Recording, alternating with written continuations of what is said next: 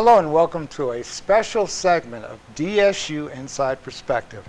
I'm Carlos Holmes, and this is a show where we talk with faculty, staff, students, alumni, and guests about some of the things that are going on in the world or some of the great things that are going on here at Delaware State University. This is a special segment today because we have Ilyasah Shabazz here joining us, who's going to be speaking at Delaware State University tonight at 6 p.m. and she's agreed to come on my show today just to talk a little bit about her father and the legacy of her father and her books. And we just welcome you for being here today. Thank you. I'm happy to be here. I'm going to start at the top here, with talking about the relevance of your father's legacy and your mother's legacy, for that matter. You speak to a lot of different groups. You travel all over the country talking about his legacy. Talk about why the legacy of Malcom X and Betty Shabazz is so important for today. Well, I mean, if we look at the incidents that just happened with all of the young people being killed, and fortunately we see young people standing up, protesting, setting examples, organizing, social media, to stand up and say that Black lives do matter. That's just one instance in why their legacy is so important. It's important that we understand who we are. History is important.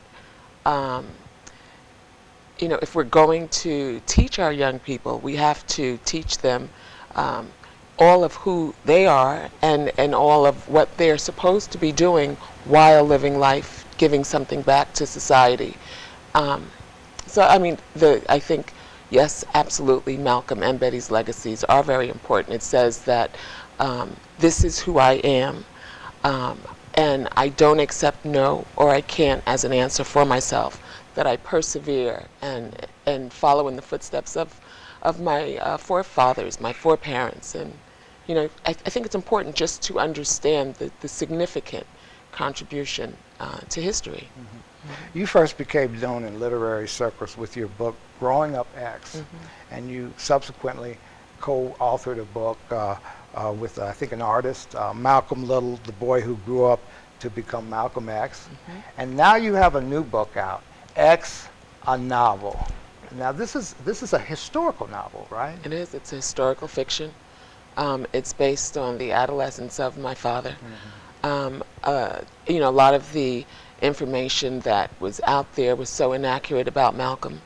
My father was just a young man in his 20s when the world learned of him, and he was killed, politically assassinated when he was 39, and such a short time in one's life, mm-hmm. with all of the obstacles, with all of the challenges and the social climate in the 60s, to have made such an enormous contribution, an enormous sacrifice, mm-hmm.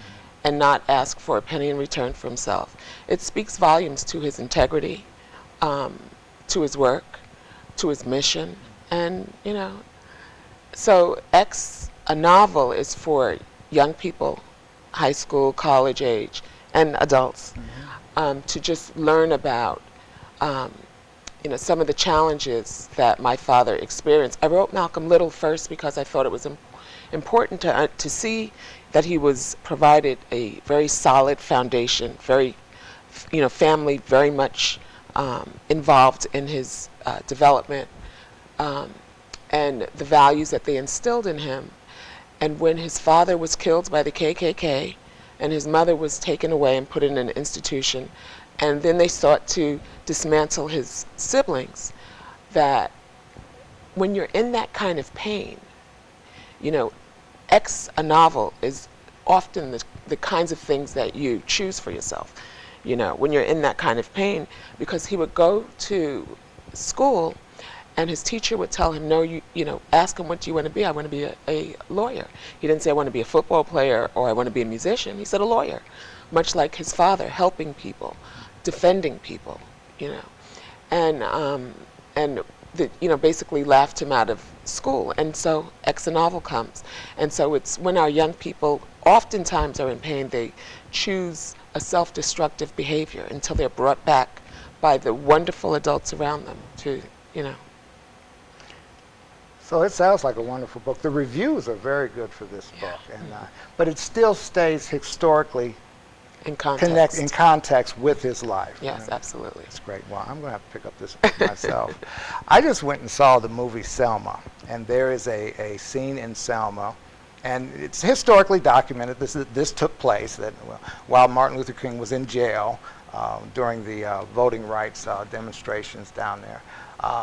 Your father met with Coretta Scott King, and they discussed, why he was there and his desire to speak to a gathering down there. The historical school of thought that's out there a lot of times is that you had Martin Luther King on one side, you had Malcolm X on the other side, and it put America in a position of choosing between the nonviolence of Martin Luther King or something that would be more serious with Malcolm X. Now, this was the school of thought at the time. What is your view of that perspective? Is that an accurate portrayal of the civil rights times of the 1960s? Well, there were so many people involved. And I think to have to choose, and for someone else to tell us that this is what we must choose, it speaks volumes. Because when you think of Thomas Jefferson and George Washington, or different people in history, we're not really encouraged to choose. But it seems that when it came to, say, for example, Booker T. Washington and W.B. Du Bois, they were both, they both made a significant contribution, and they were both teaching us. And so I think that it short-sights us if we're forced to choose and if we fall into that trap. Malcolm made a significant contribution, as did Dr. King, as did many of our people made significant contributions. I mean, we can go across the gamut. You look at, just so many people who made significant contributions. But, the point is that they both sacrificed their life to fight injustice, the injustice that was perpetrated against their people. And I think that that's what matters most. You obviously feel very strongly about the legacy of Malcolm X and your mother, Betty Shabazz. What is the takeaway tonight? When you speak to our Delaware State University students and the community, which are probably going to show up in big number tonight too to hear you, what is the takeaway you want them to leave with from your message? Just understanding the power that we possess, and that we have to be responsible for our young people, that we have to be responsible to make sure that the world knows of our history, that the world knows of this enormous contribution that we made. And the only way they're going to know it is if we do the work, And so it's more of, a message of urgency, that we, if we want change, that we're the ones that have to make the change. That we can't sit back and think that someone's going to change anything for us if they haven't changed it all this time. That's our jobs.